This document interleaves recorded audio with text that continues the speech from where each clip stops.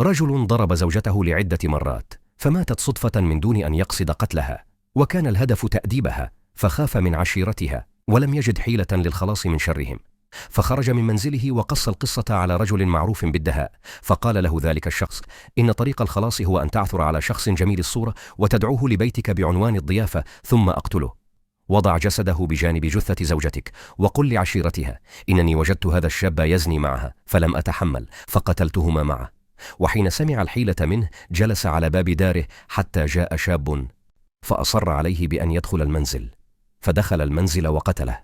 ولما جاء أقرباء الزوجة وشاهدوا الجثتين وقص عليهم القصة تكتموا على ما جرى وطلبوا منه أن يدفن الجثث بسرعة، وانطلت عليهم الحيلة. لكن ذلك الرجل الداهية صاحب الحيلة كان له ولد ولم يرجع إلى منزله ذاته. قال تعالى: ومكروا ومكر الله والله خير الماكرين.